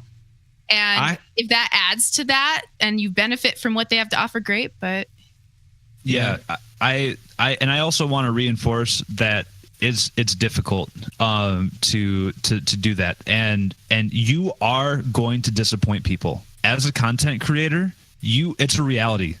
As soon as you start creating content and as soon as you start doing what you want, you are going to disappoint people. You're going to let people down. People are going to get mad. They're going to leave. They're going to say, he's not playing what I want. He sucks. They're going to say it. And it is so, like, again, I am a people pleaser and it's an anxious behavior. Okay. And it has been something that it has kept me up at night, where someone will say something really mean, and it's because I don't play something that they want, and it sucks, and you need to, like, it's something that you get good at, I guess. But I have, like, I've gone to therapy over this stuff, and I've talked to, and I'm dead serious. Yeah. Like, with my mental health problems, I have gone to therapy, and the only reason why I want to say this is because it's okay. Like, and I know there's a huge mental health aspect over this, that people are so afraid of making everybody happy, and I was in that same boat, and I did it for a long time. And I let people walk all over me, and I had to go to therapy for it. Okay. And my therapist was like, okay, what the heck are you doing? You're going to make people mad. Why are you trying to make everybody happy? Like, you're totally setting yourself on fire to keep everybody else warm. And I'm like, duh. Okay. That makes really total sense. But just because he said it and he makes sense does not mean that now it's just easy. No, you're still an empathetic person. You still care about other people. Yeah. I hate seeing people mad. I hate seeing people unhappy with me. It is still a behavior that it's just who I am. But at the same time, it is something that's just reality, where I promise you, if you listen to what you really want to play, and you just try, and you say no, and you say, I'm going to do what I want to do, I assure you it's going to work out better for you. It's going to and it's going to steer the community in the direction that you want to do, which is such a big part of this that we haven't mentioned yet. If you do not steer your community, it will steer you. And I have had streams that are 3 hours of heavy metal because I can't say no. And it sucked. Okay. And then it's a reality. If you don't do it, then it will get worse. Like, people are just going to come in and say, if I just throw crazy crap at him, he's going to play it and he's not going to say anything. So if you want to go down that path, that's what's going to end up happening. It will grow into something like that, and it gets harder and harder to reverse. But I assure you, if you say no, it will be okay. And the people that appreciate you, they will stick around, and it will steer your community into a healthy and positive way that it'll work out for everybody. And sustainable, because I know so many streamers that I love their content and I miss them and I wish they would come back. Sam Zeldin, who honestly dropped off the grid because as a content creator, they felt this pressure to do things that the request system, to stick to the request system so heavy, they felt, because they got partnered being a person who played those types of requests. If they stopped doing that, then they weren't fulfilling really what they should be doing as a partner or a streamer, that they didn't want to let people down. And I know so many people, that are they just stopped streaming because they don't want to show up and disappoint people. And it's like, you just have to do that. You just have to disappoint people. I know it stinks. And I know you might be disappointed in people when they don't stick around or when they might act like that, but you need it to be sustainable. It's not sustainable if you're not happy and healthy. You won't keep coming back. Yeah. Man, I said, we need hype in the chat, Flewp. It was perfect. I love you guys. Really good. I divert people all the time, though, to other piano streamers because of my camera layout. Having, you can see from the preview screen, if somebody's scrolling, they can see there's a piano on my stream. There's a keyboard. And so people will come in often and just say Zelda or Slayer, or whatever. They'll just throw out, Pokemon, like play something from Pokemon, play some video game music. I don't know any video game music. I don't hate video game music, but I can't play it. And so often if they're wanting Zelda or something like that, I'll say, man, I'm so sorry. There's a lot of piano players here on Twitch that are great at playing video game music. Unfortunately, I'm not one of them. I wish I could play that for you, but I don't know how to play that song, or that's not in my wheelhouse. Go check out Laura 668. Yeah, that's awesome. Whatever. Go check out if they're wanting Pokemon. It's like you got to go check out 88-bit music. That dude did a whole album of Pokemon music. So you can name all of go check out these other streamers. And it's not my way of saying screw you, I hate your music. It's just I'm so sorry, that's not in my. It's not my thing. Yeah. But there's other people who do that. Somebody asked me for a particular song, and I've never done it, but I knew Sierra does a really beautiful version. I was like, you should go follow her though, and go request it from her sometime. I mean, that's the best way to refer people. Yeah. Yep. That's the best thing. There is another question that is sort of mental health based, Flewp. Do you ever run into it says, how do you deal with community members, new and old, that engage in attention-seeking behavior and sometimes negatively in your channel? Yeah. Again, so I am very close with my mods in dealing with this. And what I do is, as soon as someone tries to start steering the chat in a way that is negative or toxic or things like that, whether it's like, man, this song sucks, or geez, like I could play this song a lot better, or things like that. Mm-hmm. It's first of all, it's purged, which means you just time them out for 1 second, and we just say, and so the mods will just communicate and just say, hey, we want to keep this, we understand your opinion. We got to keep it in, we got to keep it positive. Now, what a lot of times ends up happening is then that will also escalate the viewer even more. And they'll say, I don't understand why I can't state my opinion. And then they'll get timed out for, and then they'll get timed out for 10 minutes. And in that 10 minutes while they're timed out, they'll message me on Discord angry because my mods are idiots. So then what I'll say is, look, bunch of brats. My mods are a reflection of me. My mods are, it is me that's doing the timing out, essentially. They are an extension of me. It is not their fault. Mm-hmm. The reason why they are timing you out is because your negativity and toxicity, to me, that's what it is. And it is affecting me. And it causes me to not be able to perform well in front of everybody. So you either need to work with me or you need to leave. Mm-hmm. And they might be super pissed off. And they might say, hey, I will leave.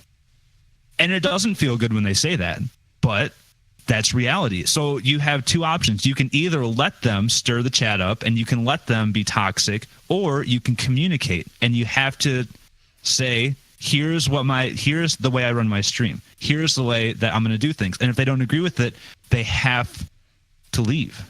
Mm-hmm. It's just the way it is. But the way I solve it is by communicating to them why and saying, this is what's happening from my perspective.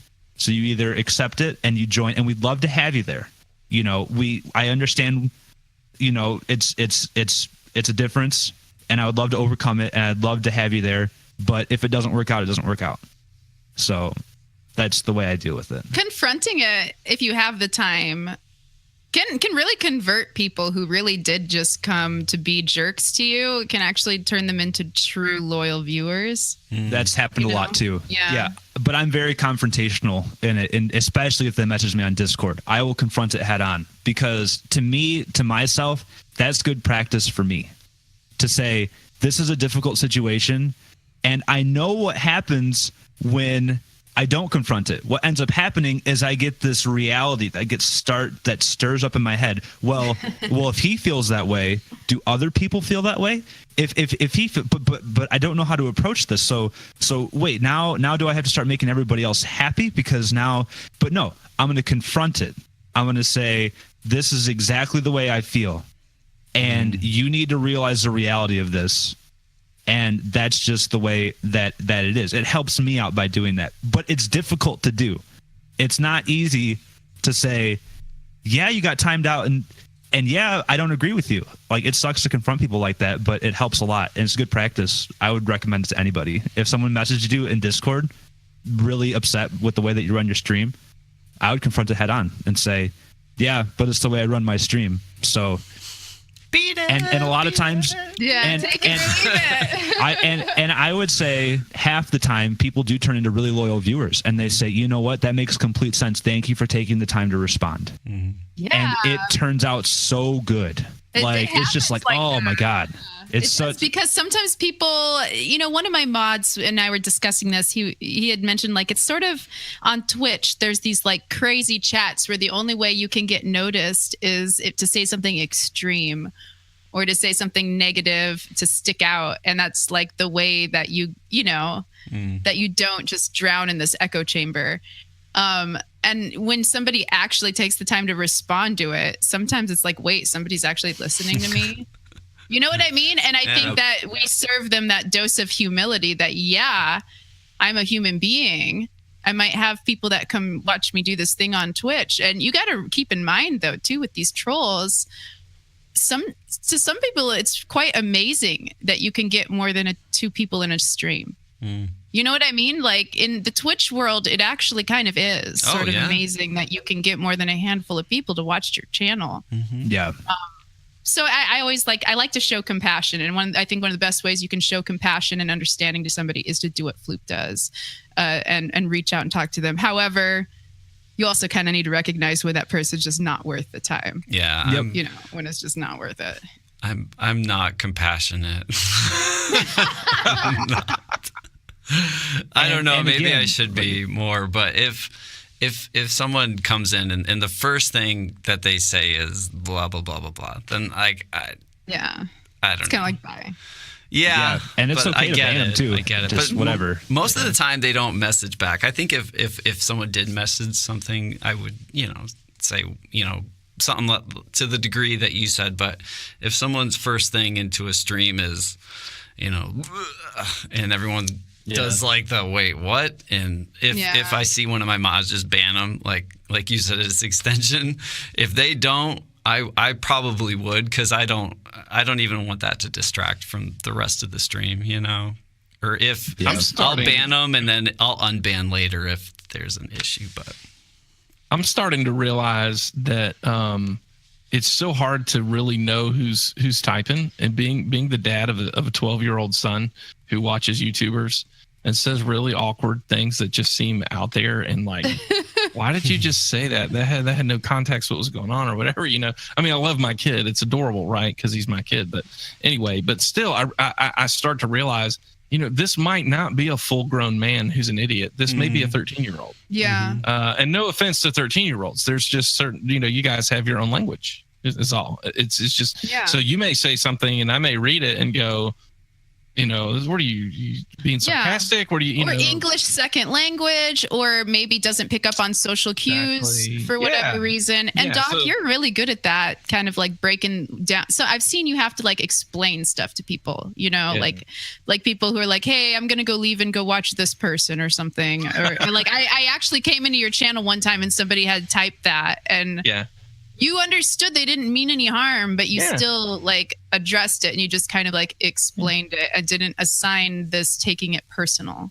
Yeah. Let me help you understand some Twitch etiquette, Like, I know you don't mean anything by, but trying to realize that they may literally just be younger people and we don't even realize it. And some of the awkward or what may seem salty or sarcastic or whatever, sometimes it's just youth. It's just someone who's younger, Yeah, giving people the benefit of the doubt is usually the route I go. They're all there, and they're supporting you by viewing in the first place. And it's like, so I'm trying to work with them too.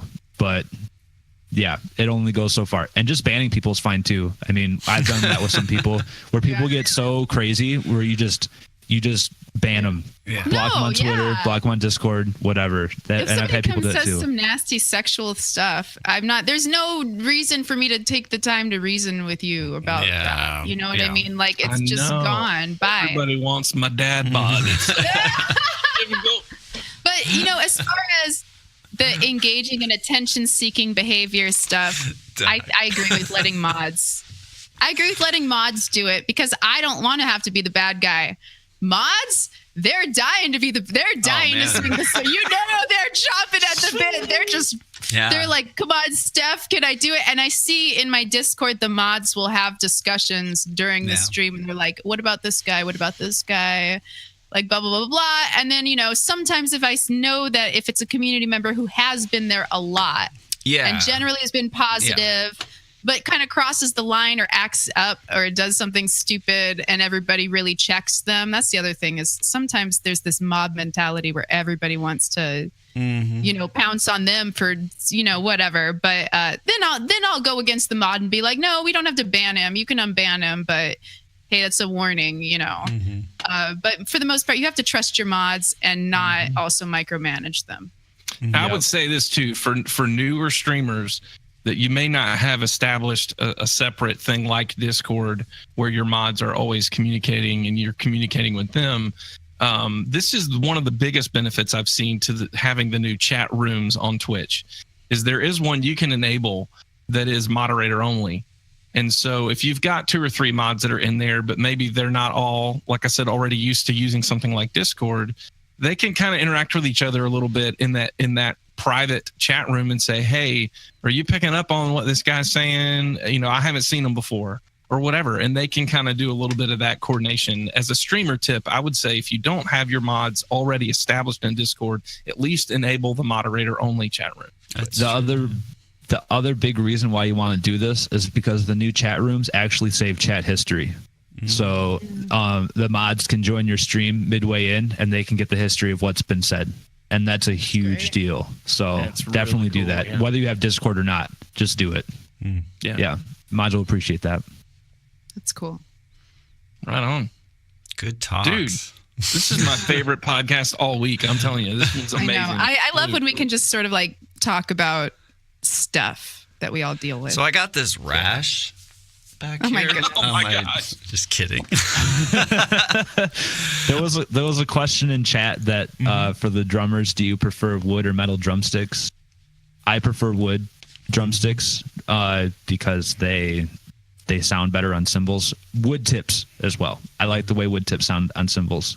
And yeah, even on an E-kit, wood drumsticks are better. I concur. Yeah. Something about it. Metal, it's alive. The wood is alive, and you are alive, and it feels alive. I did have one pair of metal drumsticks, and they're good for reducing shock on your wrists. But again, it still feels fake. It's like, no, my hands need shock when I get it rimmed. Like when I hit the snare hard, my sticks, they need to vibrate. Like the fact that the sticks aren't reacting to the way I'm hitting the drums is really weird. But I think Lars Ulrich from Metallica uses metal drumsticks, so that'd be one person that vouches for him ahead. So he has his own artist series, the Lars Ulrich shtick. Somebody in the chat says that streamers need to have a lot of patience. They'd get tired pretty fast continuously telling people what's cool and what's not cool. Well, that's why bots and mods are super important, and automating things and putting information out there. Everything comes with practice. Like all the stuff that we're saying is really situational. And the more you just dive into it, again, just start and dive into it. Everybody has these concerns and everybody deals with it. All the concerns that you guys have in chat, they happen. They absolutely happen. And the way it gets better is by you dealing with it firsthand and learning about it. That experience alone is so incredibly valuable just for the individual. Like we can sit here and we can talk about it all day and get really into it. And I can tell you this whole tree of things that you can do for every single, toxic person that comes into chat. But just starting and just trying, I promise you'll be okay. And it will be fine. I promise you, trolls will show up. Yeah, I promise you. They will show up to test your patience. I feel a song starting, Doc. Trolls will come your way. But sometimes you just have to do it. The blatant trolls are easy. The ones that come in and go, "You're an ugly blip," that's easy. It's the ones it's the gnats, the gnat trolls. It's the They low key. They around your ears like the soft troll. Yeah.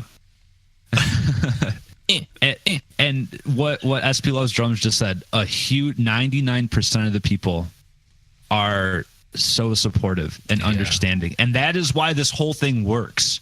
Like, because people are genuinely really nice and really understanding. And a lot of the reality that we try to build around all these, fighting off all these trolls and dealing with all these difficulties, they're things that are built up, and they're things that get built up in our head because like we like to focus on the bad things, but those are just the good things far outweigh the bad. I think we can all say that, and I promise you that if you approach it with a solid mind and like a good heart, people are going to respond well to it. And that's just the way I've seen it work. I can't explain that. It's just the way that it's been working and it's been good. So I like that. Us all in like a fight sequence, like the Avengers, just like next TwitchCon, let's get like a big screen behind us and just like our swords and stuff. So will you be going to the next TwitchCon, and do you have any upcoming projects or anything that you want to plug? Is that me? It's not me. Uh-oh. No, it's not me. I was trolling you guys. Oh. So sorry. Who's knocking? Oh my God. Doc. Like I said, I'm excited about my YouTube channel. I'm hoping to go to TwitchCon, pending my move across the country doesn't conflict with that too much. But I already have the living situations figured out, and I hope I can go.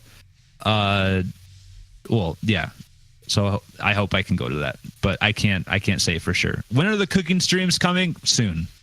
Trademark. Soon. Trademark. Same with gaming streams. I don't know. Gaming is something that I've kind of always done alone, and when I share with people, it's tough for me to like really be able to focus on the game and like experience it, and then have to share it with people. I'm not good at that yet, and I'm still trying to find that right game, but I'm thinking Monster Hunter World will probably be the game. So if you guys are getting Monster Hunter World... Do you play that game? I've played a lot of Monster Hunters in the past. Dude, so I have when it that comes on out PS4. for PC. Oh, on PC. On PC, yeah. So that would probably be the first game stream that I'll do. That'll be sometime in the fall. But other than that, again... Wait, did you say cooking? Yeah, I love to cook. What? That's like... So you have 3 drummers over for a sleepover. What do you cook? Well, let's see. Pizza rolls. my signature dish is macaroni and cheese. Nice. I can make a mean macaroni and cheese. I can also, if you guys are feeling crazy, I can make a macaroni and cheese pizza, which has made the rounds of my friends. I've made it for several of my friends. Great. If you have a grill, we can cook a mean steak. We get some nice fillets going out. We can get super bougie with it. It's going to be great. Bougie. We get the grilled onions and the mushrooms, and then grill it in, and then pan fried in the steak juices with some butter, and then put that on top. Snap. And we can get it going on. Right. We can do the Oreos. we can just get snack packs and Pop-Tarts. Seth and SP, you guys are invited. We're gonna have a big drum fest with. We're not even going to play drums. We're just going to eat food, I think. Can you just use knives to drum cut fruit? I would really like to see that. Like, we can do like a real life fruit ninja. Oh my gosh. Yeah. Ooh. But dude, like too much front page material, I'm telling you. Yeah, where can people find you on the internet? Where's all your social spaces and the new YouTube stuff? Where can people go? So as far as Flewp.tv is my website. If you follow the YouTube link there, you can subscribe. I think my new videos, I'll have new videos next week. I'm hoping Monday, and then I hope that'll be daily from there. I got some good first videos too. The first couple, we got some Christina Aguilera hits that I'm pretty proud of. And then we have Havana, which I'm pretty proud of. I'm pretty excited about these highlights. So if you want to do that, that'd be cool. Otherwise, if you Google Flewp, I pop up pretty much everywhere. Twitch is Flewp. Twitter is Flewp. Flewp.tv. What's a Flewp? Yeah, I was gonna say. Last question. What's the name? Biggest question of the day. What's a Flewp? Biggest question of the Flewp. day. What is Flewp? Where'd you get Flewp? It's a good question. It's a good question. And this is where we end the podcast. And with that, we'll see you next week. Yeah. All right, guys. I'll be back. No, it's good. Instagram, Flewp. It's all. Yeah. Flewp is me. That's all I can say. That's awesome. It's like the M. Night Shyamalan of Twitch music now. Yeah, there you go. But I just like the way it sounds. I don't know, and so I just went with it. It's been something I've had for a long time, and I've just really liked it. So it's past tense for flop. Yeah, past tense for flip. So we're breaking out a new tense in English with Flewp. So you need to write you're smart enough to do it. You need to write your own new drum rudiment and call it the Flewp. The Flewp. Oh no. Your new hybrid rudiment. Submit it to the book. Say here's a new rudiment. Onomatopoeia. That's like when a word makes the sound, right? Flewp. Oh, man. Like a Batman thing. Oh man. Yeah, I like it because people make it their own. Yeah, just fall over on your drum set. That's what the Flewp sounds like. Just. I love it because people have fun with it, and so I don't want to complicate it beyond that. It's just what it is. That's cool, man. That's awesome. Yeah. Well, thank you for being here and chatting. Absolutely. It was like Doc said. It's a pleasure, and it was really fun. Yeah. And thank you for everyone that listens on the audio version and to chat. Thank you guys.